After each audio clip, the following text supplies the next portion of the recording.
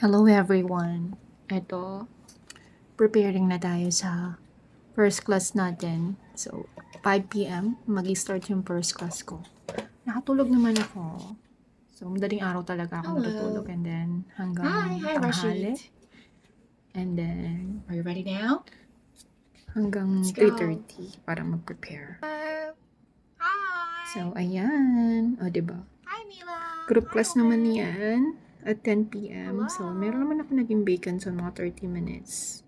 So, sa company Are niya. you Tapos ready na yung mga now? private classes Ready? ko na Yes. Chinese. So, group class naman. Dito kailangan Ready? talaga ng Mila? energy Let's go. pag group class. My name is So, yung class pala is Macy. 25 minutes lang naman. Nice to meet you. And then, sunod-sunod na yun. Hello. At ito, Hi, at 10:30 Hi, p.m. Aras. Ito, ano lang to, single class. Are you ready now? Ready? From Let's Turkey. go. What is our lesson Ayan. today? So, medyo pagoda na ng konti dyan, pero kailangan pa rin, laban pa rin.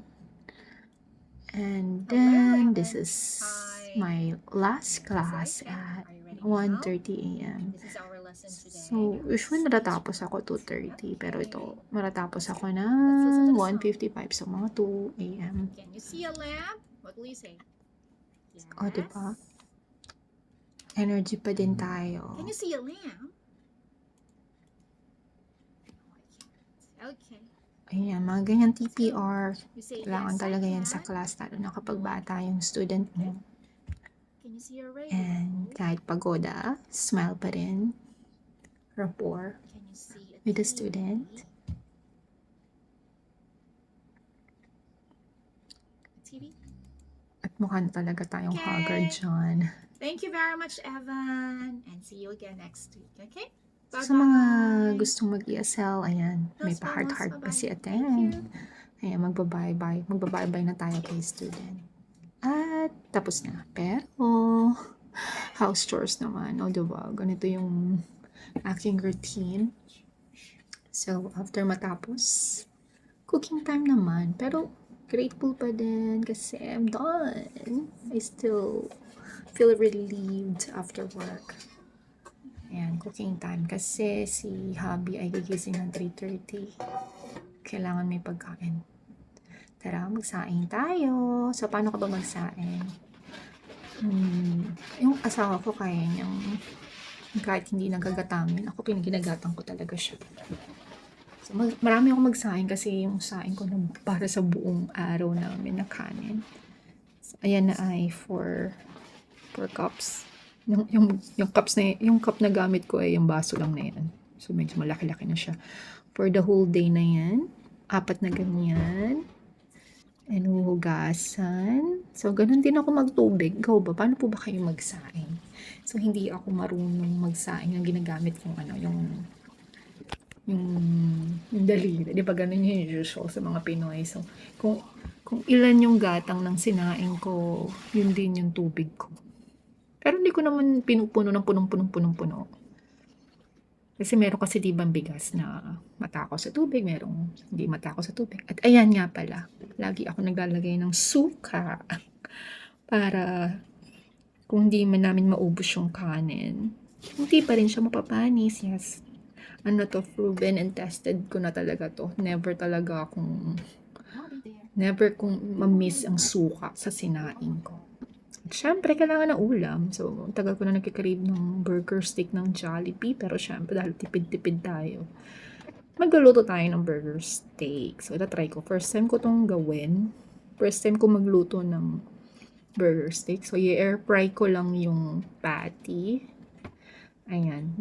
Gamitan natin siya ng parchment paper para hindi mahirap maglinis ng air fryer. I-air fry ko siya. So, ang gagamitin ko itong ulam burger ng CDO. So, itatry natin kung masarap ba to. Pero, syempre, mas gusto ko talaga yung beef patty. Pero, tatry ko muna to. Ito kasi meron ako. So, i-air fry ko lang tong ating beef patty ng ulam burger. Diba? Ganyan lang. And then, sprayin mo lang ng konting oil. Ayan, lahatin na natin yan. So, kayo ba nakapag-try na rin kayo ng burger steak? So, ayan po. Ngayon, habang hinihintay natin yung ini-air fry natin na ulam burger, gawa na tayo ng burger steak sauce. So ito, dahil ayoko nang pahirapan ng sarili ko, bumili na lang ako ng gravy mix sa Alphamart. Ito yung gagamitin ko na pinaka-base.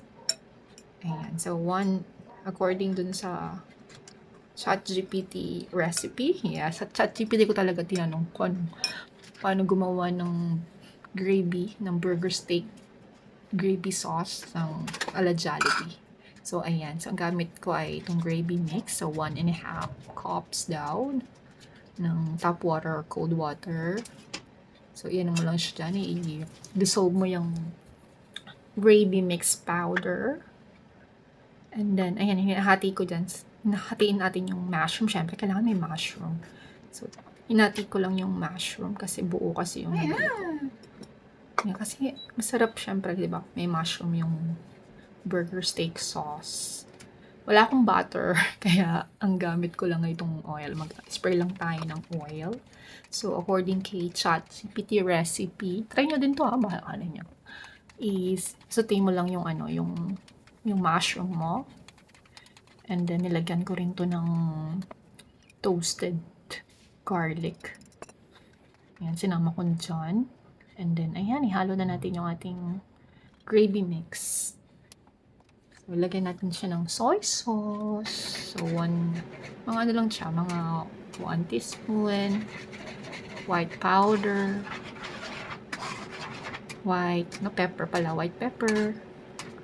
And then, yun na siya. White. Ano lang naman nilagay ko dun kasi yung gravy mix meron na yan. Meron na yung seasonings. And then, hanggang sa maging thick na yung sauce. So, ganun lang siya kadali. O, diba? Pinalikan ko pa. Gusto ko makita para next time ulit yung bibilin ko na gravy mix. So, halo-haloin lang natin siya. So, ito na yung, ewan ko ever, 2 weeks ago. Nag-crave na talaga akong gumawa nito. Kaso, wala akong mushroom. Kasi dapat may mushroom, diba? Kasi parang gusto ko talagang, ito yung favorite ko sa Jollibee din, yung burger steak. So, ito na yan. Tapos na yung in-air fry na natin na ulam burger. Sana masarap siya. Then, ihalo lang natin siya dun sa ating gravy sauce, burger steak gravy sauce. Oh, hindi po ako professional lang. Mas magaling pa yung kapatid ko sa akin na magluto. Pero syempre, ano naman, kahit papaano naman masarap siya. Yes, yung mga simple dishes na. Yes, para, ayan na siya, di ba? Ayan na yung ating burger steak. Ayan. So, tidy up na. Ito yung ayoko na part, pero ayoko talagang iwanan to. Yung na nakatiwangwang dun sa ating sink. So, tidy up. Yes, para bago ako matulog mamaya, ay hindi na siya magulo dyan. Yes, maya-maya gigising na yung asawa ko. Para kakain na lang siya. Yes, tsaka kahit na after work, hindi rin naman ako agad nakakatulog. So, kailangan ko talagang gawin na to. Ito na yung ulam hanggang mamayang tanghali. If ever may matira pa hanggang gabi, di yan na yun. Yun yung pinaka-ulam. So, tidy up. Siyempre, tayong mga mommies, gusto natin na hindi masyadong magulo yung kusina, lalo na yung sink. Kaya, linisin ang mga dapat linisin para pagtulog mamaya ay komportable. Yes, pero sana matutulog na ako agad at antukin. Ano ba yan? Ang tagal naman ito maghugas ng pinggan. Parang ang dami kong hinagasan dito Wala, paano ba yan? Di parang, sabi ko gusto kong mag-lose ng weight. Parang bumalik ulit yung weight ko. Ayan, linis-linis. So, ginagamit ko dyan nga pala ay Sunrocks with water para may malinis talaga yung sink natin. And it's done. Ayan, lagay lang natin yung mga yan. So, siguro hindi nga talaga normal itong aking routine kasi talagang madaling araw ako nagluluto. Kasi para tuloy-tuloy. Kasi mamaya gigising yung anak ko, yung panganay ko. Maghanap yun ng pagkain. So, kakain siya. So, para kahit tulog ako, may pagkain na siya pagising niya. Yung bunso ko nandun siya sa parents ko. Doon daw muna siya. At ando kasi mga pinsan niya, mga pamangkin ko para may kalaro siya doon. And ano na rin sa akin yun, favorable kasi mas makakatulog ako. Since wala namang pasok pa, dahil umulan pa ng mga panahon yan. Ayan, natatakam tuloy ako dito sa ating burger steak. At parang gusto kong kumain. Ayan, kakain tayo. Kaya lang, hindi pa inin yung kanin. Parang tulog na. So, maya-maya ng konti. I-ready muna natin itong, ayan yung aking workstation. Ayun, natutulog doon yung asawa ko. Nasaan na kami sa sala natutulog. So, habang hinihintay natin mainin yung ating kanin, manood muna tayo ng Netflix. Ayan, so patayin ko muna itong isang computer.